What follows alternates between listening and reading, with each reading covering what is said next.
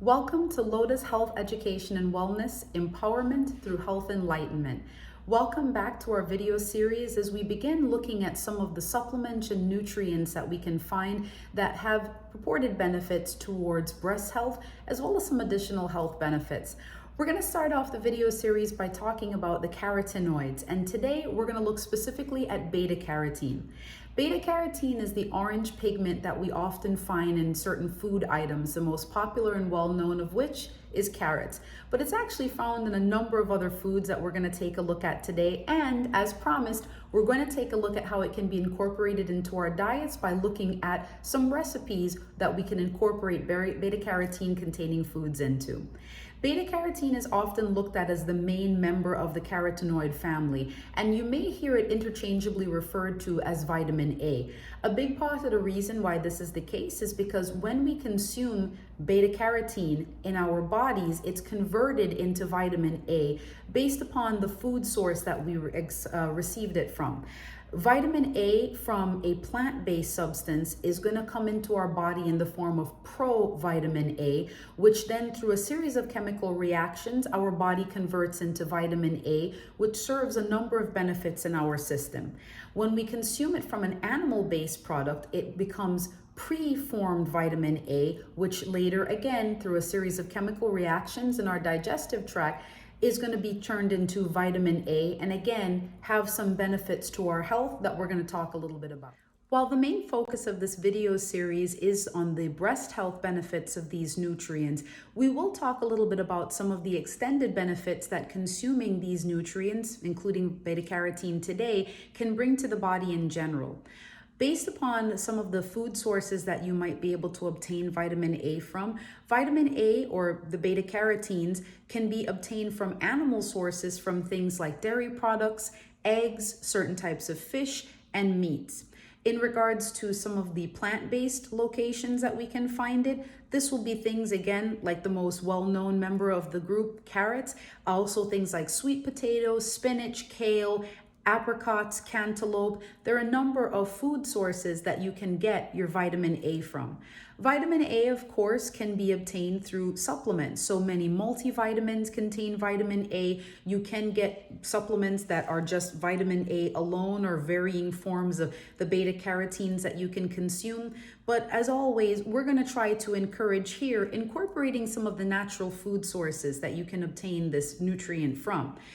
Any of the foods that have the orangey color to them, red, that deep yellow or very dark green, like green leafy vegetables, certain types of peppers, things that are related to carrots, certain types of root vegetables, these are going to be very good sources of beta-carotene. And again, as your body is taking that in, you go from either that provitamin A or preformed vitamin A, depending on whether it's a plant-based or animal-based source.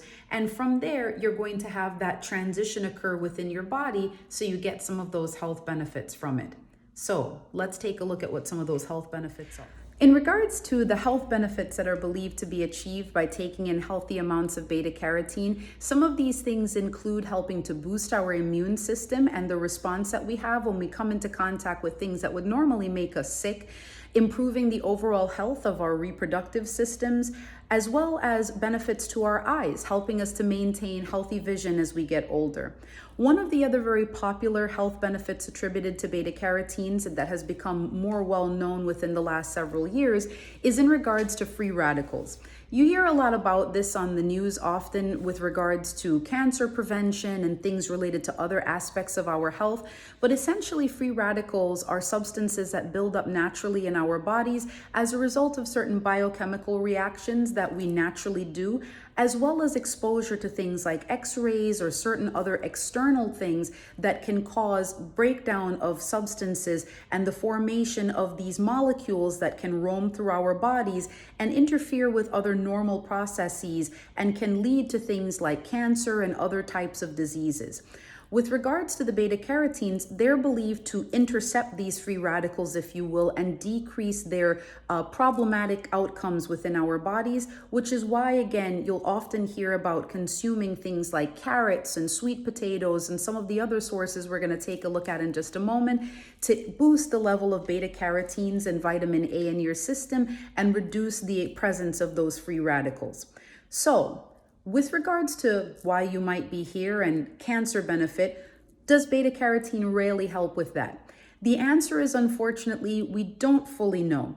There have been a number of studies, many of which are listed on things like the NIH and other websites, that are looking into whether or not beta-carotenes in general help with a wide range of cancer diagnoses.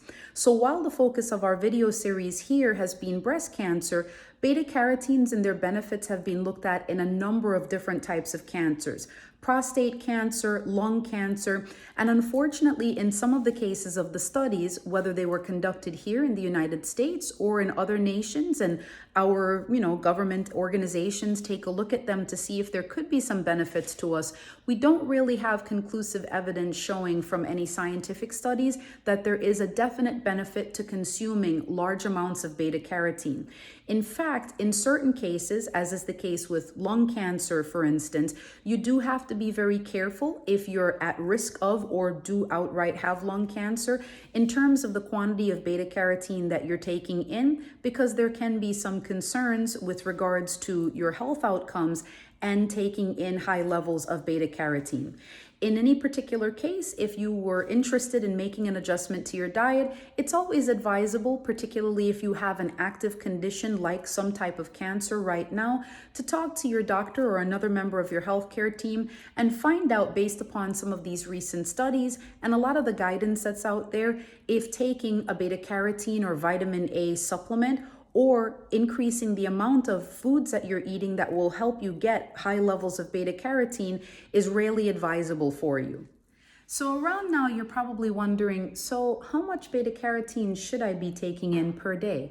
With regards to your daily intake or the recommended daily allowance, a lot of that is looked at on the basis of RAE, retinal activity equivalents, and it can range anywhere depending on your gender and certain health conditions that you may have, like pregnancy or breastfeeding, from 700 micrograms per day to over 1,300 micrograms per day.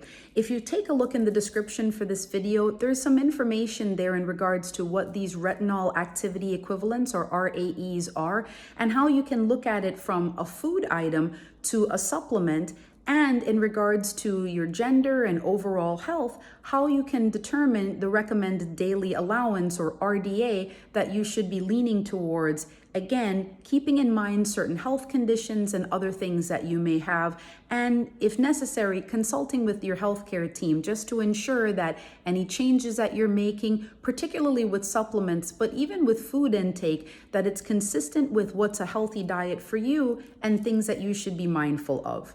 So with all of this talk about food sources, provitamin A, preformed vitamin A, how exactly do you get these beta-carotenes into your system and the different forms of vitamin A?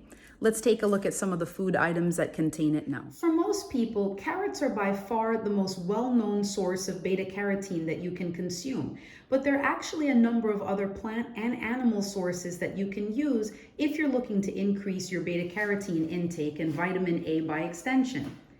Kale, for instance, along with other dark leafy vegetables like spinach, is also another source if you want to go the route of this particular plant. You can also use beetroot, as well as the green leafy component to that plant, as another great source of beta-carotene. Here we can see beets in the peel cooked form that I've prepared, which is, again, another presentation that you can use, and it can be incorporated into a large number of recipes. From an animal perspective, you can obtain beta-carotene from eggs, among some of the other sources like certain types of fish and meats. So this is another option if you're looking to incorporate a source of protein as well as beta-carotene. Apricots are also another source that often people don't think of, but they can be consumed to provide you another source of beta-carotene and vitamin A. And sweet potatoes are also another great source of beta-carotenes that you can incorporate.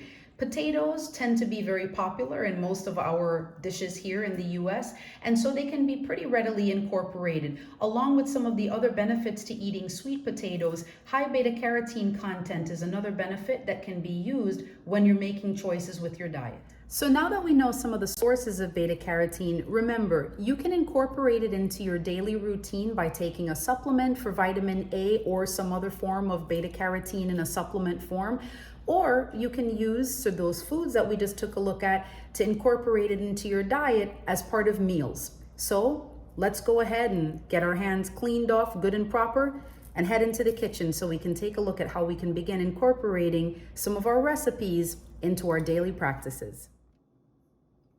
For this segment of the video, as promised, we're going to look at a way that you can incorporate healthy foods into your diet by trying some new recipes. So with the first recipe that we're going to look at here on our video series, we're going to look at a way to incorporate beta-carotene into your diet. One of the ways that we can do this is by the most commonly known ingredient with beta-carotene, carrots. So we're going to make something that's pretty popular on the islands called Escovitch. We've got approximately 3 whole carrots that we've cut up to about 12 ounces, 1 whole onion that's been cut up into these little rings, 3 tablespoons of sugar, and if you're a diabetic, a couple of these ingredients, as well as for our patients with certain types of heart conditions, we want to be aware of what our bodies can take. So I'm going to give recommendations that usually to taste are going to be pretty preferable, but you can make adjustments to this to ensure that anything from a health perspective you're keeping in mind. So for the purpose of our ingredients today, we're going to do 3 tablespoons of sugar, 1 teaspoon of granulated salt. Here we have pimento. This is more commonly known as allspice in certain other parts of the world, but we're going to do about 1 tablespoon of this as part of this recipe. We have 3/4 of a cup of white vinegar, and then finally, again, with an island twist, we're going to be using Scotch bonnet peppers. These are known by a couple of different names in other parts of the world, but the important thing to keep in mind here is that if you're not a big fan of spice, you want to be very mindful of using too much of these. I highly recommend when you're preparing all of the ingredients, because you'll notice I went ahead and did some prep work here. When you're cutting these up, if you're not accustomed to handling them, you want to make sure that you have a pair of disposable gloves that you can use. These are going to be roughly about the size of a quarter when they're fully mature, and as you can see here, I cut them up already. If you handle them with your bare hands and then touch your eyes or other areas of your body, it's going to sting a lot. So my recommendation, gloves, slice them up, and these are going to be added toward the end of our process to give some taste to the recipe. So let's go ahead and get started. You want to make sure that you have a pretty decent sized saucepan here. We're going to go ahead and add in our white vinegar. I've got it set on low heat for right now, but we're going to go ahead and turn that up in just a little bit. Our sugar and the salt.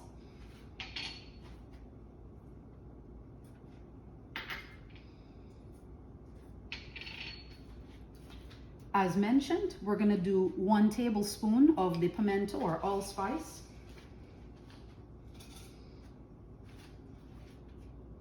And then we're going to go ahead and take our whisk and mix that up. And we're going to turn up the heat a little bit, because what we want to do here is take these ingredients and bring them to a boil. So you want to make sure that all of your granulated ingredients, you try to get those mixed in as well as you possibly can to your white vinegar.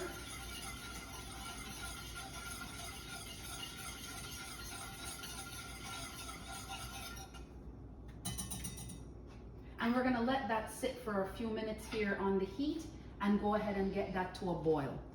In the interim, what we're going to do is we've got here our pre-washed ingredients. Like I mentioned, our source of beta-carotene for today's video, your carrots.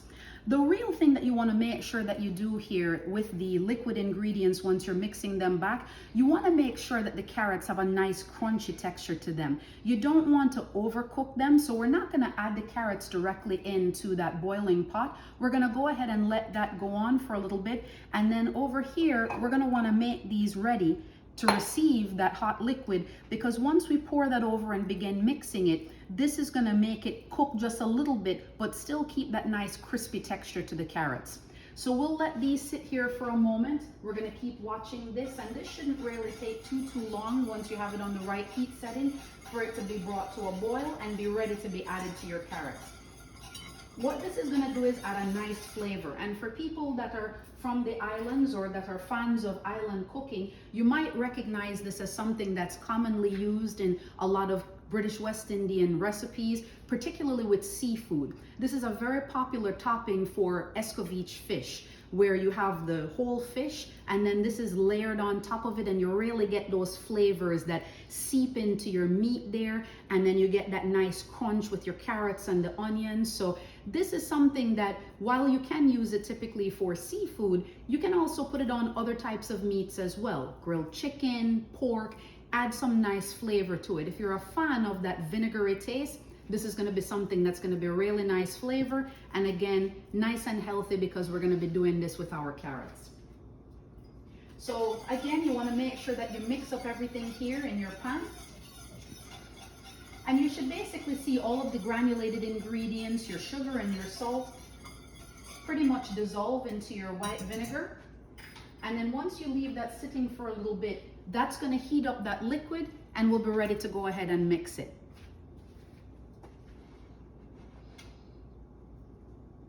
So you can see here we've got that nice steam going. And as I mentioned, with the conversion factors that we talked about earlier in the video, I'm going to go ahead and put in the description, roughly with this particular recipe, the amount of beta-carotene that you can expect to absorb as part of this recipe here. You can make modifications depending on how much of this that you want. And the nice thing about this recipe is once you make this, you refrigerate it, and you put it in a container. It'll last for about a week in your refrigerator. So this is something that you can incorporate maybe a couple of times throughout the week with things like your dinner or your lunch, depending on the types of food that you're having. But it's a nice garnish, if you will, or topping that can add that nice little kick of flavor and again, give you some of those nutrients that you might be interested in. So we're almost ready here to go ahead and add the hot liquid into the container with our carrots.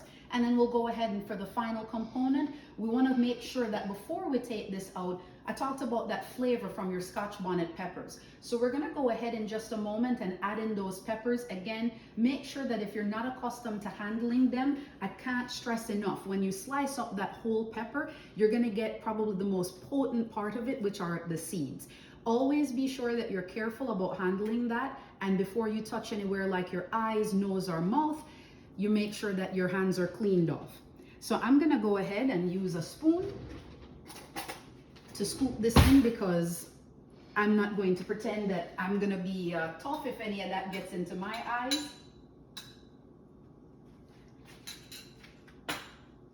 And so we're gonna again use our whisk, mix this up a little bit. And depending on how much of that flavor you really want to seep in from the Scotch bonnet peppers, you can leave this simmering here on a lower heat setting for a little bit longer. Everybody kind of has their own little variation to this recipe, but you'll feel it out if this is your first time making it after you've tried it and see how much of that flavor you really want in there. I'm gonna go ahead and take this off now because again, if you're not accustomed to that spice, it can be a little bit much. And so as you can see here, we've got everything nice and absorbed into that liquid, and we're gonna add it in here and begin tossing. So as I said, you don't want to overdo it. You just wanna go ahead and get that nice heat there, the liquid absorbed into your carrots, but still keep that crunch. And we're gonna go ahead and add in again our whole onion. We keep it here typically in these ring shapes. If you wanna cut it up a little bit differently, that will work perfectly fine too. If you were here in the room right now, you'd be smelling some very strong vinegar odors, as well as that characteristic smell from the Scotch bonnet peppers. So you wanna go ahead and mix this up like I mentioned. You're gonna see your pimentos in there, pieces of your Scotch bonnet pepper. The seeds, depending on how long you leave it there soaking in your vinegar, are naturally going to come off. But here we have a nice little garnish again, grilled meats, grilled fish. This would be a nice little topping here. So here we have very quick and easy Escovitch topping and a nice source of beta-carotene with a little bit of an island twist. So once you're done with the mixture, one of the things that's important to keep in mind is that you want to leave this to sit for at least an hour. So if you're going to be making this and then serving it right away, give yourself about an hour buffer so that the carrots can do their job absorbing that vinegar and all of the flavor from those various spices that you used. And then we're going to go ahead and store it in a decent sized container. As mentioned, this is something that you can leave in a proper covered container for about a week in your refrigerator and incorporate it into a few different meals. So you're going to make sure that you capture all of the liquid and then all of our solid vegetable ingredients here. And again, that flavor, when you're putting this onto your food or putting it in the container, you're gonna get that real nice vinegar and that definite Scotch bonnet smell. And mentioning the Scotch bonnet, depending on the region of the world that you're in watching this, the Scotch bonnet pepper may or may not be something that's readily accessible to you. You can definitely make variations of this recipe to include things like jalapenos, habaneros, different types of peppers. Because of the region, of course, that this comes from, the Scotch bonnet's going to be the most popular option and the one that's going to give that authentic flavor. But certainly other peppers can be substituted in there to give that nice flavor to it. And in regards to our patients out there that might have things like diabetes or other conditions where they want to watch their sugar, you can also take a look at certain sugar alternatives, whether that's something like stevia or some other preferable choice for you. I tend to opt for either the granulated white sugar or brown sugar, but certainly you can look at other options as well to give it that sweetness and still be mindful of any health concerns that you need to be aware of. So we cover this up, and it either can be left out at room temperature for a little bit if you're going to be serving it right away, or you can pop it in the fridge, and if it's something that you're going to be using later, it'll be kept cold, preserve it, and then you can typically either rewarm it and top it on some sort of meat or eat it on the side for itself later on, or you can let it get to room temperature again and then serve it with something. So this is a nice little way of incorporating your beta-carotene with a little bit of an island twist. So I hope you enjoyed today's video. Remember, if you did and you want to see more of our content, hit that like button and subscribe. We'll be putting out a lot more videos. And to my friends out there that might see this, no laughing at my apron. This is one of my favorite t-shirts. I hope you enjoyed today's video. Thank you for tuning in to another episode of Lotus Health, where we offer empowerment through health education. Take care. Thank you for watching this video from Lotus Health Education and Wellness. We hope that you enjoyed it and find the content useful on your healthcare journey. We want to remind you that while eating healthy, like a lot of the recommendations that we'll make in these videos, exercising, using certain supplements and medications recommended to you by your healthcare team or that you hear about in general, may be beneficial in many ways, that it's always important to also continue to work with your healthcare team that's responsible for looking after you. Whether that's a primary care visit or a specialist, always make sure to follow the guidance that they provide. Try to keep those regularly scheduled appointments. And while we appreciate the trust and the respect that you may put into a lot of the content that we'll provide here on our channel, always make sure to run that by them anytime you're going to be incorporating anything new into your routine. And also to be mindful that even with our best efforts and all of the things that we'll try to do to keep ourselves healthy, certain things like our genetics, the environment that we live in, other health conditions that we have, and a lot of other things that we may not know about ourselves are unfortunately going to impact our health. Don't get discouraged by that. Always make sure to continue on trying to live your healthiest and being well every day, and follow up with your healthcare team. We hope that you do enjoy our videos. If you do, remember to push that like button and also subscribe. We'll be putting out a lot more content, and we hope to see you back here for empowerment through health enlightenment.